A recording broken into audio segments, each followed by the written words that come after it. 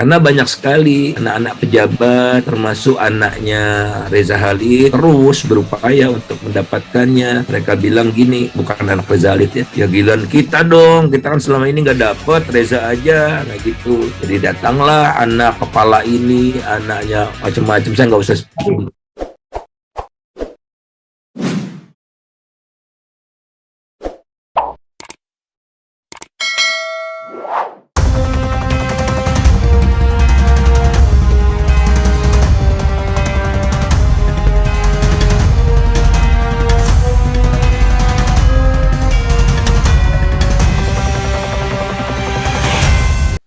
Saya ingin soal yang Abang di masa awal pemerintahan Presiden Jokowi ditunjuk sebagai tim kelola tata kelola migas. Saya nggak tahu nama timnya apa. Dan yang menunjuk kalau tidak salah Menteri ESDM Sudirman Said waktu itu ya. Betul. No wonder kalau Sudirman Said, karena ternyata memang beda jurusan dengan pemerintahan sekarang. Ya tentu atas pengetahuan Presiden ya. Iya. Silakan Abang menceritakan sebenarnya apa yang pada waktu itu Abang lakukan dan apakah yang Abang rekomendasikan itu sudah dilaksanakan sekarang atau justru sebaliknya mafia-mafia migas itu tetap bergentayangan. Silakan Bang. Pertama-tama ini kerja kolektif ya. Orang-orang yang diberikan sepenuhnya kepercayaan kepada saya untuk memilih timnya tanpa intervensi.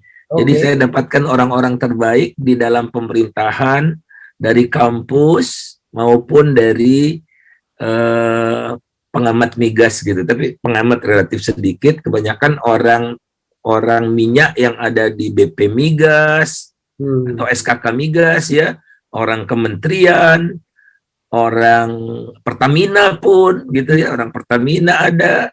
Kemudian akademisinya ada Fahmi Radi sama Ibu Profesor sekarang Rofiko Rohim. Kemudian ada beberapa lagi lah yang saya tidak bisa sebutkan terlalu cepat gitu ya. Nah jadi kita diberikan otoritas penuh dan saya minta komitmen apa yang kami lapor itu hari itu juga kami laporkan kepada publik. Ada yang ditutup-tutupin, ada yang disunat, baru saya mau. Jadi transparan semua dan dibuka akses kepada siapapun untuk data ya. Pertamina juga sangat kooperatif ya, luar biasa lah. Nah kemudian apa sih tugas utamanya? Nama timnya itu apa waktu itu? Tim Reformasi Tata Kelola Migas Nasional. Tapi biasanya anti mafia migas gitu ya. Ya, ujung-ujungnya ke situ juga. Kementerian SDM ya? Ya. Ya, oke. Nah, concern kita kan waktu itu, Pak Jokowi juga concern waktu kampanye kan mafia migas. Sepak terjang Reza Halid dan kawan-kawan. Ya, yang akan dibubarkan oleh Pak Dahlan Iskan waktu dia Menteri BUMN itu, Petral, sebetulnya PES ya. Petral itu bapaknya PES. Oke lah kita sebut Petral saja, tapi sebetulnya PES ya. Di Singapura dibubarkan, rame. Pak Dahlan Iskan langsung dipanggil sama Presiden gitu.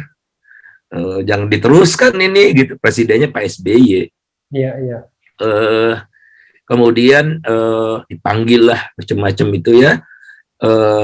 Akhirnya mereka masih leluasa terus. Jangan diotak-atik gitu ya soal PES ini. Kemudian seolah-olah ada penyelesaian di era Pak SBY itu, diubahlah aturan itu. Aturan itu jadi misalnya si PES ini tidak boleh lagi membeli dari trader, tapi harus beli dari National Oil Company. Membeli dari National Oil Company misalnya dari atau perusahaan Indonesia yang di Singapura. Perusahaan anak perusahaan Pertamina yang maksudnya PES. Itu PES itu anak perusahaan Petral. Oh, anak perusahaan Petral. Petrol kan di Hong Kong. Oke. Nah, PES dibikin untuk Petrol itu anak perusahaan Pertamina. Iya. Oh, jadi Petrol itu anak perusahaan Pertamina, lalu Petrol punya anak perusahaan yang namanya PES di Singapura. Oke, ya, oke.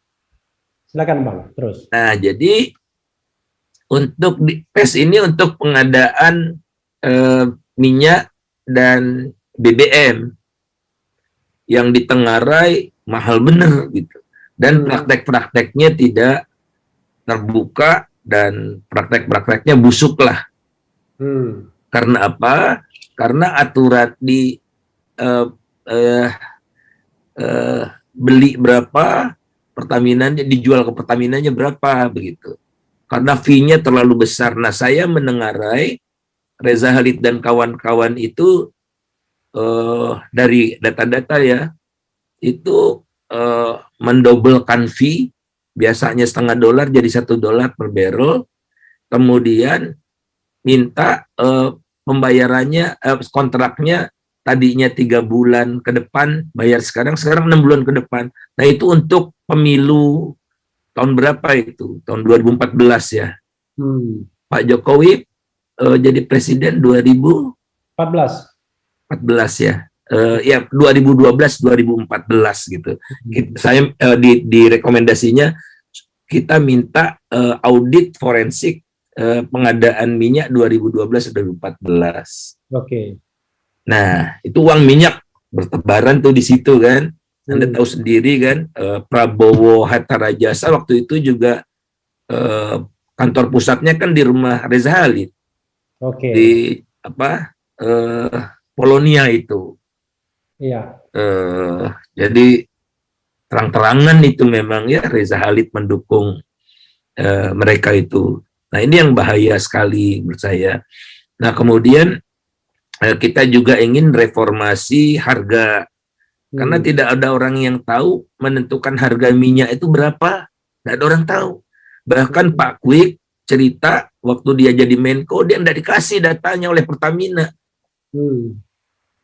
Ternyata tidak benar gitu ya. Kita minta datanya baik-baik, dikasih, formulanya dikasih, dan formula itulah yang saya umumkan ke publik. Ini loh, hitung harga minyak. Sehingga semua orang tahu Pertamina untungnya berapa, ruginya berapa. Kan bagus ya, itu juga sampai sekarang belum tapi Pak Jokowinya sendiri yang tidak menggunakan formula itu sekarang udah 4 tahun lebih ya. Formula itu tidak digunakan oleh Pak Jokowi untuk membuat harga minyak tidak naik gitu. Dan kita juga memberikan rekomendasi. Ini mohon maaf, Petrol sama PES masih ada sekarang ya? PES-nya sudah dibubarkan. PES-nya dibubarkan, Petrolnya harusnya dibubarkan juga ya. Tapi masih ada. Harus dicek lagi, tapi baru-baru ini Pertamina membentuk satu perusahaan lagi di Singapura baru. Oke. Iya. Ya, terlalu banyak sih kepentingan di sana ya. Iya. Saya tidak ingin sebutkan satu demi satu, tapi Anda bisa sebutkan lah. Cebong juga ada. Namanya satu lagi? Kampret juga ada. Kalau untuk urusan dagang gini, itu tidak ada musuh. Setan sama setan juga kebagian. Setan sama setan juga dagang. Sampai orang-orang yang Anda surprise deh, gitu ya. Ada semua di situ, karena kita kan meminta audit forensik, dan itu dikabulkan. Dilakukanlah audit forensik. Ya. Yang jelas Refli Harun pasti nggak ada. Audit forensik itu dilakukan oleh Korda Minty, yang ahli audit forensik dari Australia itu juga drama sendiri waktu mereka melaksanakan pekerjaan itu ya. Karena kawan saya sampai nyamar-nyamar gitu ya untuk tidak diketahui oleh kaki tangannya PES di Singapura. Itu kan mereka ada mata-mata ya. Siapa nih yang bocorkan datanya ke Faisal, kan mereka bingung. Oh, saya punya semua datanya, sampai uang habis selesai jadi direksi kan dapat uang apa itu namanya? Insentif. Uang Honor. tunjangan lah ya, tunjangan apa namanya, Oh iya iya iya. tunjangan selesai pekerjaan. Iya iya iya. Itu saya punya datanya. Tunjangan purna jabatan. Saya datanya ada semua dan angkanya fantastis. Hmm. Dan dibuat SK-nya oleh dirutnya gitu. Dirut Pertamina. Dirut si PES-nya itu. Oke, jadi dia buat tunjangan untuk dirinya sendiri gitu ya? Nah, iya. Nah jadi saya ke Singapura ya, kunjungan kerja nih dengan Pak Sudirman Said, dengan Direktur SDM-nya Pertamina, dengan Direkturnya PES yang sudah diganti, Pak Toto. Kan Pak Toto ini sebentar ya, transisi gitu. Bambang Irianto kan yang udah menjadi tersangka di KPK itu. Kaget mereka bilang, wah gede banget. Langsung kita hentikan dulu karena dibayarnya enggak sekaligus. Tahan dulu tuh yang belum dibayar sampai begitu. Oleh mereka kan heran. Berapa angkanya sampai? Pokoknya berapa puluh miliar gitu deh. Allahu Akbar. Semua datanya ada semua pada saya. Nah, itu kan pasti dibocorkan. Ya tidak mungkin tugas kami itu lancar. Jadi hari ini tugas selesai, penugasan selesai, hari itu juga kami report, laporannya kami sampaikan. Menteri minta diperpanjang, saya bilang enggak, saatnya ini melaksanakan implementasi karena ini ad hoc ini, jangan panjang-panjang, walaupun beberapa teman perpanjang aja bang, dia bilang enggak ya, kalau panjang-panjang masuk angin nanti masuk angin atau enggak ada gunanya lagi kan tugasnya udah selesai, kita sudah kasih jalan. Dan alhamdulillah waktu itu yang harus saya katakan yang mendukung itu percepatan ini Pak Dwi Sucipto waktu itu Dirut Pertamina. Oke. Kemudian proses pengadaan minyaknya juga dibenahi oleh Pak Dwi Sucipto ya. Walaupun dia banyak diganggu oleh wakil direkturnya ya. Kan ada wakil direktur utama dibikin oleh Rini Sumarno yang kemudian di Kementerian BUMN akhirnya jadi staf khusus kalau nggak salah. Ya, nah itu perusaknya tuh. Jadi Pak Dwi sampai tunjukkan kepada saya ya WA dari orang ini gitu yang apa udah patut lah gitu. Nah akhirnya kan ada alasan untuk memecat Dwi Sucipto kan. Nah itulah scrimmage-nya di Pertamina sehingga ya prosesnya mudah-mudahan apa yang telah dibuat oleh kawan-kawan. Kebetulan anggota tim kami Daniel Purba ditunjuk jadi ketuanya tim pengadaan itu ISC. Namanya ISC, namanya apa ISC itu ya, Integrated Supply Chains. Itu yang melakukan pengadaan minyak itu. Kan itu yang parahnya di situ. Nah, jadi Daniel Purba yang diangkat situ setelah tim ini selesai ya. Dan Daniel Purba kan udah tahu apa yang harus dilakukan, terbuka siapapun boleh masuk gitu. Tapi Daniel Purba mungkin diganti ya oleh direksi barunya, nggak tahu saya. Tapi mudah-mudahan tetap jalan ya aturan-aturan yang sudah dibuat. Kan sayang sekali kalau muncul lagi mafia baru gitu. Karena banyak sekali anak-anak pejabat ya, termasuk anaknya Reza Khalid itu terus berupaya untuk mendapatkannya. Mereka bilang gini, bukan anak Reza Khalid ya, ya giliran kita dong, kita kan selama ini nggak dapet, Reza aja, nah gitu. Jadi datanglah anak kepala ini, anaknya macam-macam, saya nggak usah sebut kepala mana, ketahuan deh. Ya, tadi bukannya anaknya Reza Khalid, tapi anak yang lain ya. Anak Reza Khalid juga masuk. Mulai manuver. Pernah suatu ketika Pak Dwi sampai kamarnya, tiba-tiba anaknya udah ada di kamar dia. Ya barangkali sekretarisnya sudah di apa satpamnya udah biasa masa-masa lalu gitu. Pak Dwi kan tegas gitu ya, dia suruh keluar. Bang, setelah Abang di tata kelola yang sebentar itu ya, kalau Abang refleksi hari ini, kira-kira hasil yang diterapkan itu berapa persen? Kalau pakai persentase biar publik atau Sobat RH ini paham.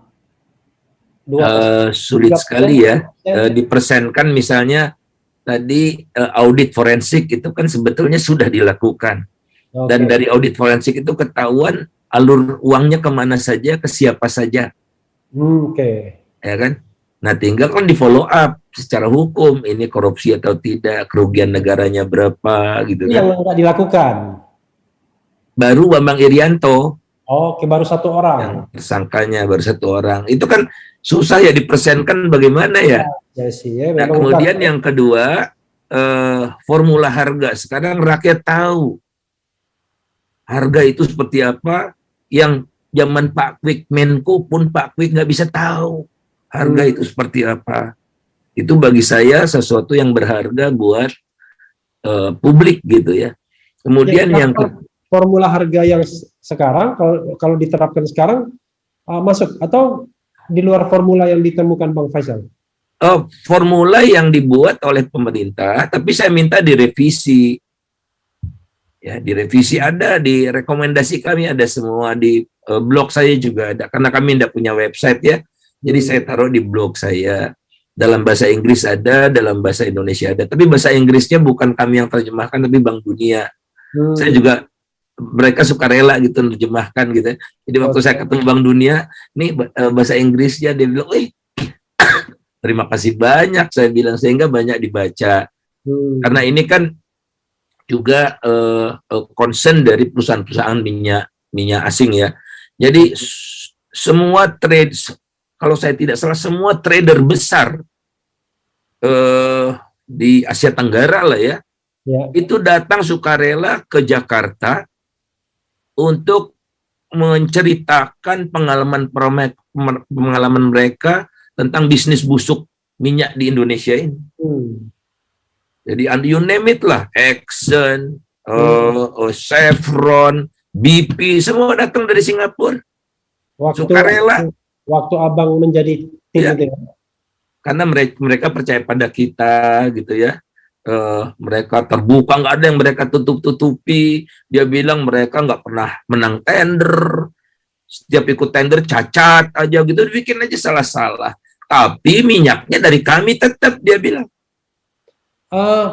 BTW sekarang ini bagaimana Bang Faisal melihat tata kelola migas? Apakah nggak ada bedanya seperti masa lalu atau banyak perbedaan sudah?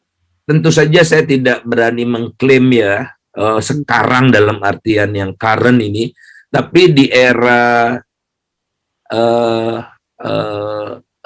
ISC-nya dipegang oleh Daniel Purba itu, Pertamina berhasil menghemat puluhan juta US dollar, kalau dikumulasi udah ratusan juta dolar gitu, akibat selisih atau margin perdagangannya bisa sampai cuma 30 sen paling tinggi. Dari $1 ke 30 sen kali juta dolar loh. Bung Refli setiap hari itu. Impor kita setiap hari. Jadi produksi kita sekarang jangan pandemi ya, pandemi turun. Kira-kira dalam normalnya produksi kita itu sekarang 700.000 barrel. Kebutuhan kita tuh 700.000 barrel. Kebutuhan kita 1,5 juta barrel. Selisihnya diimpor. Jadi katakanlah kasarnya 500.000 barrel per hari. Dikali $1. Kan 500. Berapa tuh? Udah pusing deh saya ngitungnya deh, kebanyakan angka gitu. Makanya kalau mereka setiap akhir tahun tuh, Reza Halid tiap akhir tahun tuh pesta. Bikin acara di hotel mewah di Singapura, diundang trader-trader gitu. Cerita-cerita itu lengkap saya miliki. Dari mana? Para pahlawan yang tidak mau disebut namanya, bahkan minta dilindungi, Kalau saya bertemu mereka, wah, jadi saya harus datang sendiri di satu gedung yang nanti ada kode baru saya bisa naik lift gitu ya. Bukti itu karena ini mata-mata banyak sekali nih. Ditabur di Singapura maupun di Indonesia. Intinya ancaman pun begitu. Jadi saya misalnya ada kawan yang Sal, kamu harus dikawal. Nanti saya nih punya nih teman Kopassus yang bisa. Saya bilang nggak usah Pak. Saya bilang gitu. Kalau kemarin mati Syahid loh Bang. Bisa kan membahayakan juga itu. Bang, berarti tadi ya, setiap hari kita mengimpor untuk kebutuhan dalam negeri 500.000 setidaknya. Setidaknya 500.000 barrel. Dan lalu itulah margin, itulah yang dinikmati oleh perusahaan-perusahaan yang berbasis di Singapura itu ya. Puncaknya itu $1 per barrel. Wah. Ada nih keluarga petinggi nih minta jatah juga. Padahal cuma main selisih harga. Jadi artinya mereka cuma perantara aja kan? Belum lagi yang praktek lain. Jadi misalnya minyak premium itu, bensin premium itu tidak ada di pasar. Ya. Pasar Singapura. Jadi menentukan harganya berapa nih si premium itu. Kan harus dibeli minyak yang ada di pasar, yang kalau premium itu RON 88. Ya. Ya. Oktan number tuh. Ya. Ya. Nah, jadi yang ada tuh 92. RON 92 atau 90 lah. Yang setara dengan Pertamax ya. Nah itu jadi beli yang ada di pasar, kemudian dicampur untuk diturunkan mutunya, kan negara goblok ya. Barang sudah nggak ada kualitasnya lebih tinggi dari requirement kita turunkan kualitasnya. Nah, ini butuh namanya blending, pencampuran antara yang kualitas tinggi dengan yang namanya kondensat. Kerak-kerak minyak itu namanya kerak minyak, kan nggak mutu kan. Jadi untuk menurunkan kadar itu ada antara lain ada kontraknya dengan PES ini, dengan Trafigura, perusahaan storage ya di Jurong kalau nggak salah, atau di yang Malaysia dekat Singapura itu apa namanya Bang? Jurong. Malaysia dekat Singapura. Malaysia dekat Singapura gitu, perbatasan situlah ya. Johor ya. Nah, itu ada kontraknya juga saya dapatkan. Cawe-cawe di situ juga gitu, dapat fee lagi dari si Trafigura itu, model-model seperti itu. Jadi ini memang praktik-praktik mafia ini agak susah dihilangkan karena melibatkan kekuasaan sendiri, begitu Bang ya? Iya, karena ada yang melindungi dari kekuasaan itu. Makanya kan saya, ya gara-gara ini hubungan saya yang baik dengan Pak Purnomo Sugiantoro sebelum ini, jadi ya saya jaga jarak dong. Saya kritik dia walaupun saya punya hubungan baik sebelumnya, tapi enough is enough. Iya. Bang, Ya, dengan Hatta Rajasa juga kan satu partai saya dulu, ya karena ada kedekatannya dengan Reza Khalid, saya juga harus curiga, saya juga jaga jarak. Saya kritik juga walaupun saya dicaci maki sama teman-teman PAN, ya realitasnya seperti itu. Bagi saya kalau udah kepentingan publik, saya nggak peduli siapapun.